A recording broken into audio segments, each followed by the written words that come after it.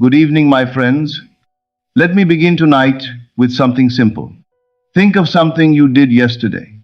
Not something dramatic, something ordinary. A conversation you had, a meal you ate, a drive you took. Got it? Now notice something about how that memory feels. It doesn't feel hopeful. It doesn't feel uncertain. You're not wondering whether it will happen or trying to convince yourself it was real.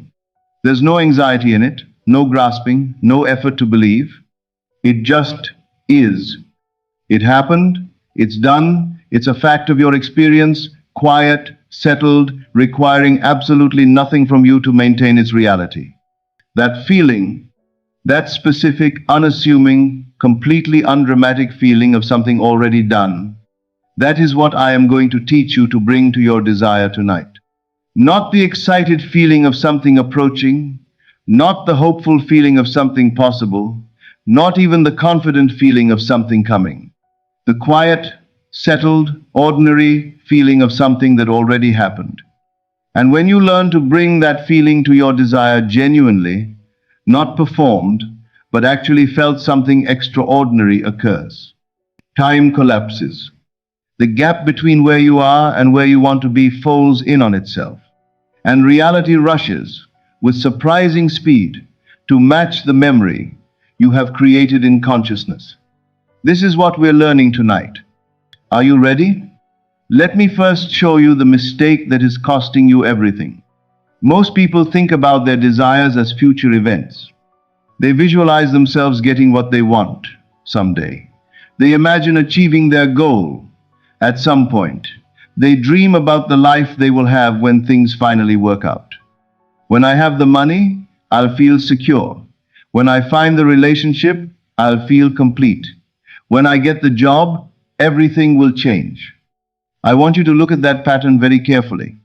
Because every single time you construct your desire that way, as something coming, something approaching, something that will happen, you are doing something you don't realize you're doing. You are placing your desire in the future. And the future, my friends, never arrives. There is no future. There is only now, this eternal, unmoving, permanent, present moment. The only place where anything has ever happened. The only place where anything can ever happen. The future is a concept, not a location. You cannot live there. You cannot receive anything there. You can only ever experience anything here, in the now. And as long as your desire lives in the future, as long as you keep projecting it forward, chasing it, imagining it, as perpetually about to arrive, it remains precisely where you've put it. Out of reach. Always approaching. Never here. But here is something subtler and more damaging than even the timing problem. When you say, I will be wealthy, what are you actually declaring about right now? I am not wealthy now. When you say, I will find love, what are you confirming about the present moment? I am alone now. When you say, I will succeed, what assumption is embedded in every syllable? I have not succeeded now. And consciousness, which creates only from the present state, only from what you are being right now in this moment, receives that message with perfect, obedient clarity. Not wealthy now, more not wealthy. Waiting now, more waiting. Not yet, more not yet. This is why people can visualize for years, affirm daily, do everything they've been taught, and still find their desire perpetually one step ahead, perpetually not quite arrived. They have been creating from the wrong direction. They have been looking forward toward their desire. And tonight, I'm going to teach you to look backward from it. Here is the secret that changes everything. You cannot bring the future into the present by looking forward. You can only bring it here by treating it as the past. I know that sounds like a paradox. Stay with me. When something is in the past, what is your relationship to it? You don't hope it happened. You don't visualize it happening. You don't try to believe it will occur. You don't feel anxious about whether it will come. You simply know it did. It is a fact of your experience. It is real with the quiet, unargued reality of all things that are simply and completely done. A memory has no doubt in it. A memory doesn't need your help to remain real.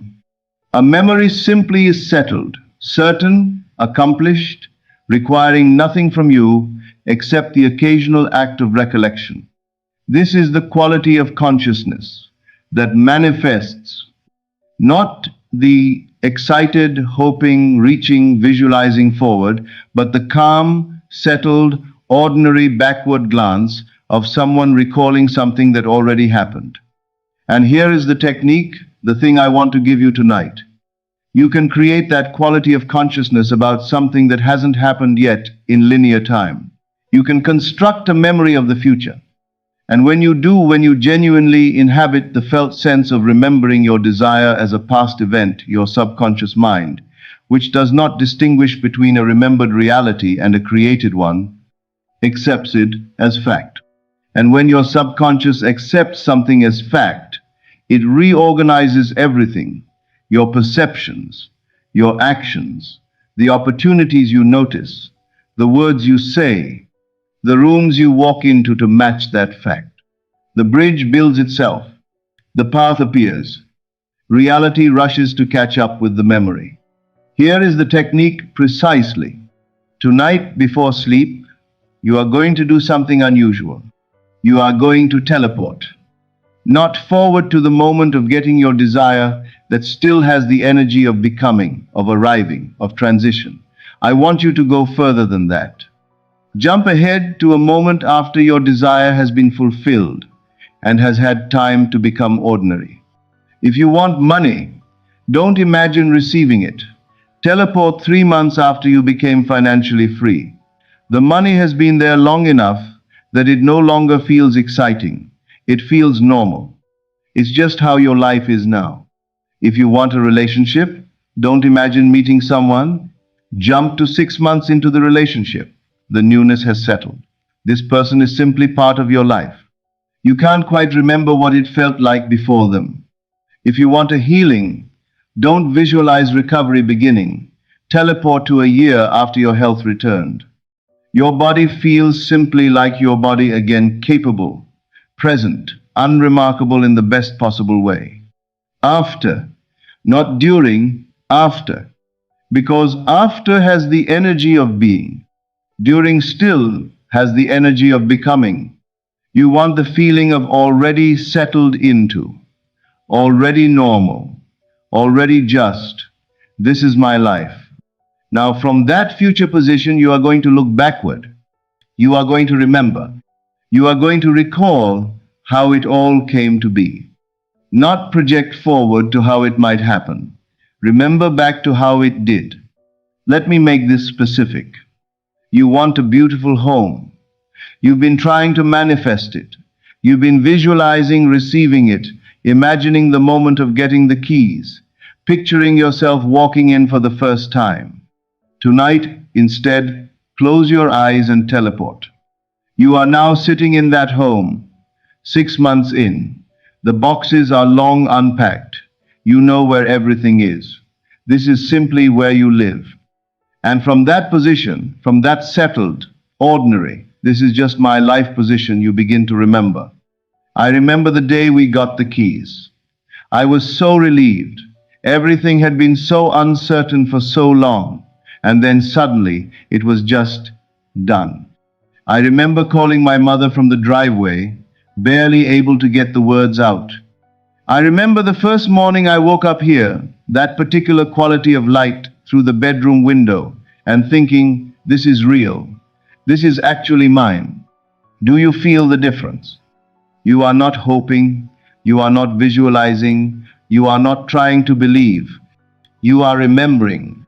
And remembering carries a quality of consciousness that forward projection simply cannot access the settled, unargued, quietly certain quality of course. It happened.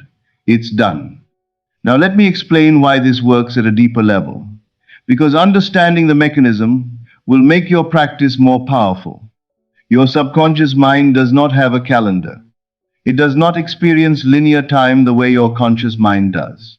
It does not distinguish between this is a memory of something that occurred in 2019 and this is a memory I constructed in my imagination tonight.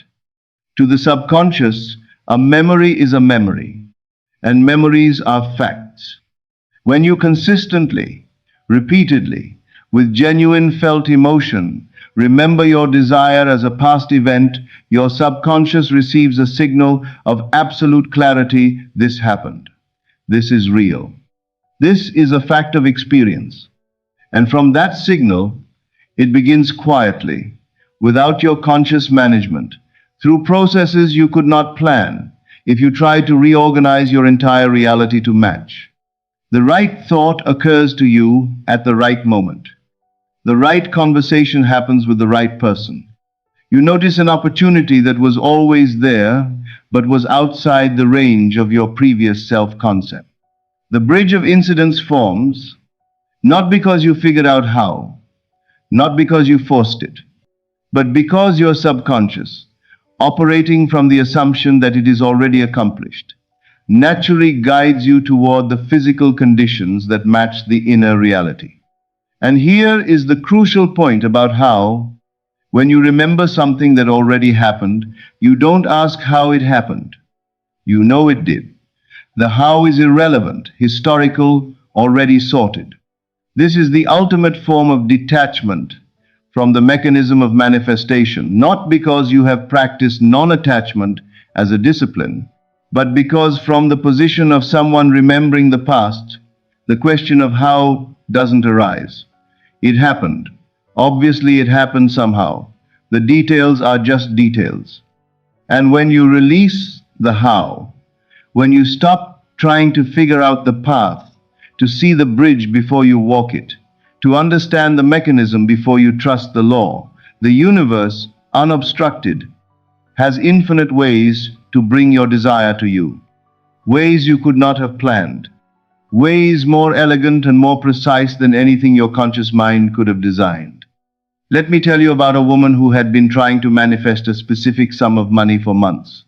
She had done everything, visualized it arriving, affirmed it daily, written it in her journal, done her practice faithfully, with genuine commitment.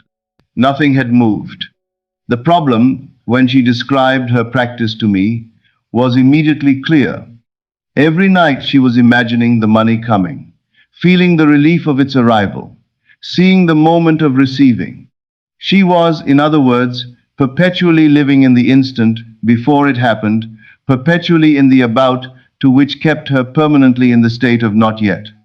I gave her one instruction: stop imagining receiving it. Instead, teleport 3 months ahead. You have the money, you've made the down payment, you're in your home. From that position, remember the day the money came. Don't imagine it arriving. Remember it arriving. Recall it the way you'd recall yesterday. She practiced this every night for 2 weeks. And she described something that I have heard again and again from people who genuinely grasped this shift. The desperation left. Not because she had convinced herself or performed non-attachment, but because from the position of remembering, there was nothing to be desperate about. The money had come, obviously. She remembered it. What was there to be anxious over? The present tense reality of her circumstances hadn't changed, but the quality of her inner state had shifted completely from hoping toward to remembering from. 3 weeks later, her aunt called, offered her the precise sum she needed as an early inheritance. The money arrived from a source she had never considered, through a relationship she had almost forgotten existed. It came easily, quietly, without drama, as though it had been waiting for her to remember that it was already hers. Let me give you the language of this technique, because the language matters. The language shapes the felt sense. For money not, I hope the money comes, I'm trying to manifest abundance. But I remember when that finally resolved. I remember the relief. I remember calling my brother and not being able to explain it properly because I was laughing too much. That was what, 3-4 months ago now? It still doesn't feel quite real. For love not, I want to find someone. I'm working on attracting a partner. But I remember when we met. I remember that first conversation, how easy it was, how surprising that was given how long I'd been waiting. I remember thinking, oh, so this is what it feels like. It's been 6 months, and I still catch myself slightly astonished. For health, not. I'm trying to heal. I'm visualizing my body recovering. But I remember when things started shifting, the doctor's face when the results came back. I remember the morning I woke up and realized the pain was just gone. That was maybe 8 months ago. I still think about it sometimes. For a career, not. I want to be successful. I'm working toward my goals. But I remember when that came through. I remember my first day in that role, how surreal it felt. I remember thinking, this is just my life now. I work there. This is what I do. Wild. Do you hear it? The language of already. The language of looking back. The language of someone for whom the desire is simply, quietly, unmistakably done.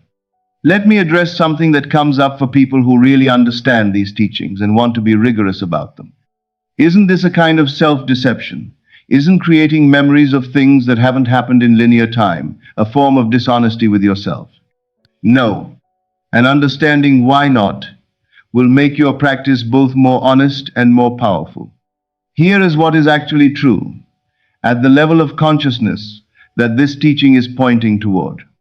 Your desire already exists, not as a future event, not as a possibility waiting to be created, but as a fully existing reality in the infinite field of what is the complete field of all that is and can be, from which physical experience is continuously drawn. Creation is finished. Every possible version of your life already exists, fully formed in consciousness. What you experience in linear time is simply a sequential unfolding of states you have accessed in consciousness through assumption, through imaginal act, through persistent inner identification with one version of reality over another. When you create a memory of your fulfilled desire, you are not making something up. You are recognizing what is already true in the dimension where all creation originates. The memory you construct is not a fabrication. It is an act of recognition, a reaching across the apparent gap of linear time to touch what already exists and bring it into conscious relationship with the present moment. This is why it works. Not because you have tricked your subconscious, but because you have aligned with what is genuinely, actually, already real, simply not yet visible at the level of physical manifestation. The physical world is always the last to know. It is always the echo, not the voice. And when you speak the voice with the quiet authority of memory rather than the uncertain petition of hope, the echo must follow. Here is your daily practice. It is simple. 3 moments, each brief. Morning. Before you get out of bed, 2 minutes. Teleport to your desired future. You are already there. It has been months. From that settled, ordinary place, glance back. Remember how it came. Let the feeling of that happened be the first quality of consciousness you carry into the day. Throughout the day, every time your desire enters your mind, catch the direction of your thinking. Are you looking forward toward it, projecting it into the future, hoping for it, wondering when? If so, shift the direction. Look backward from it. Oh yes, that's done. I remember that, even for a moment, even briefly. Redirect the mental gaze from forward to backward, from hoping to remembering. Evening, before sleep, the full practice. Close your eyes. Teleport to your desired future well past the moment of arrival into the ordinary after. Live in that moment. Feel the normalcy of it, the settled quality of it. Then create the memories looking backward, the day it came, the conversation you had, the call you made, the moment you knew it was real. Make the memories vivid, specific, sensory, the kind that stick, and fall asleep inside the feeling of remembering, not the feeling of wanting.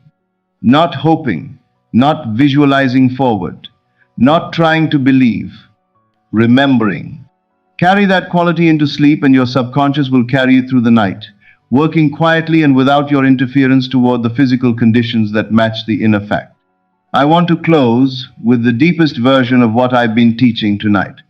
When you teleport to your future and remember backward, you are not really traveling through time. There is no travel required, because past, present, and future are not separate locations. They are not different rooms in the house of experience, arranged sequentially along a corridor. They are all here, all now, all simultaneously present in consciousness, which exists outside time entirely, which contains all of time the way the ocean contains all of its waves. What you call the future is not a place ahead of you. It is a place that is already present in the deeper sense of that word, the sense that means fully real, fully existing, fully accomplished, simply not yet perceived through the slow instrument of physical sense. When you remember your desire as already done, you are not creating a fiction about the future. You are removing the illusion that it isn't already here. You are recognizing a truth that has been true all along. It already happened. Not tomorrow. Now, in the only dimension that actually creates, in consciousness, which is the substance from which all time and all things are made. Your desire is already done in consciousness. The only question has ever been whether you are willing to remember it. So tonight, before you sleep, close your eyes. Teleport. Go past the arrival, past the transition, into the ordinary, after into the life where it has been yours long enough to feel unremarkable. And from that quiet, settled, already place, look back, remember how it came, how it felt, what you said, who you called, what you thought, the morning after, when you woke up and it was still true. Create the memory. Feel its specific, unexcited, completely ordinary weight, the weight of something done, and fall asleep inside that feeling, not hoping, not wishing, not reaching forward through time for something not yet here, remembering, and let reality, which is always, always the last to know, rush to catch up with the truth you have already touched. Good evening, this is Neville Lectures. I'll see you again in the next video.